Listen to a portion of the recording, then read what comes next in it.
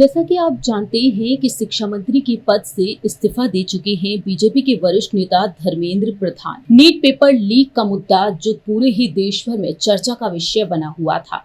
छात्र लगातार आंदोलन कर रहे थे और मांग कर रहे थे कि इस पद से धर्मेंद्र प्रधान को इस्तीफा दे देना चाहिए और आखिरकार ऐसा हो ही गया। धर्मेंद्र प्रधान के इस्तीफे के बाद अब पंजाब में सियासत गर्मा चुकी है।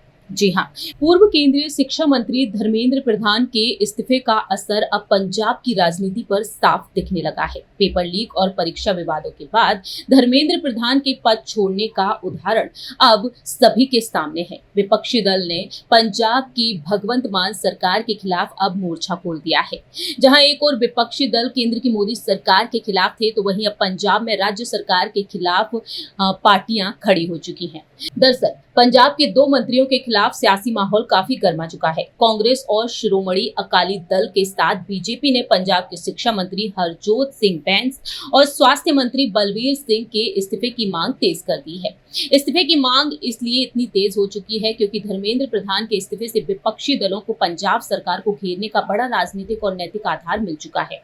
पंजाब में विधानसभा चुनाव को लेकर सियासत पहले से ही गर्म है और ऐसे में धर्मेंद्र प्रधान का इस्तीफा हो जाना, केंद्र की मोदी सरकार से एक मंत्री का हट जाना अब पंजाब सरकार के लिए एक बड़ा सवाल बन चुका है। सवाल उठ रहा है, क्या हरजोत सिंह बैंस भी अपनी कुर्सी छोड़ेंगे? क्योंकि दिल्ली के जंतर मंतर पर जो आंदोलन हुआ वो अब जिस तरह से सक्सेसफुल हुआ है, उसके बाद से पंजाब में अब आवाज उठना शुरू हो चुकी है। पंजाब प्रदेश कांग्रेस कमेटी के अध्यक्ष अमरिंदर सिंह राजा वड़िग ने केंद्रीय शिक्षा मंत्री धर्मेंद्र प्रधान के इस्तीफे का स्वागत किया और युवाओं के संघर्ष को जीत बताया। ऐसे में अब जवाबदेही तय हो चुकी है।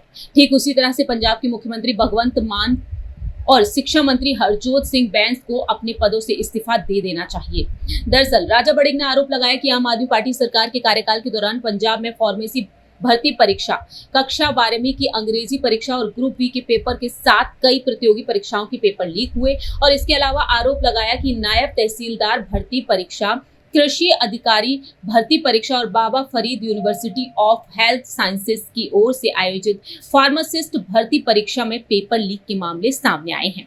ऐसे में देखा जाए तो अब आवाज उठाई जा रही है दोनों के इस्तीफे की। पंजाब की शिक्षा मंत्री हरजोत सिंह बैंस और स्वास्थ्य मंत्री इस्तीफा क्यों नहीं दे सकते हैं, जब धर्मेंद्र प्रधान इस्तीफा दे सकते हैं?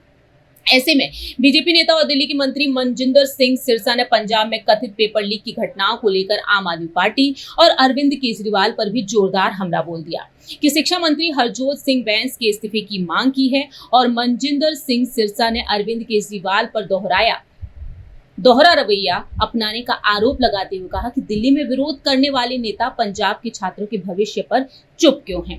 और सवाल यही बन रहे हैं कि आखिरकार पंजाब में ये फैसला लिया जाएगा या नहीं। शिरोमणि अकाली दल ने भी पंजाब पेपर लीक के मुद्दे पर आक्रामक रुख अपनाया है और अकाली नेताओं का कहना है कि आम आदमी पार्टी विपक्षी दल के रूप में दूसरे राज्य और केंद्र में पेपर लीक पर तुरंत इस्तीफे की मांग करती है, लेकिन अपने ही राज्य में बार बार परीक्षा प्रणाली फेल होने पर पूरी तरह से चुप्पी साध लेती है। ऐसे में अब यहाँ पर प्रेशर बढ़ता जा रहा है। विधानसभा चुनाव नजदीक है।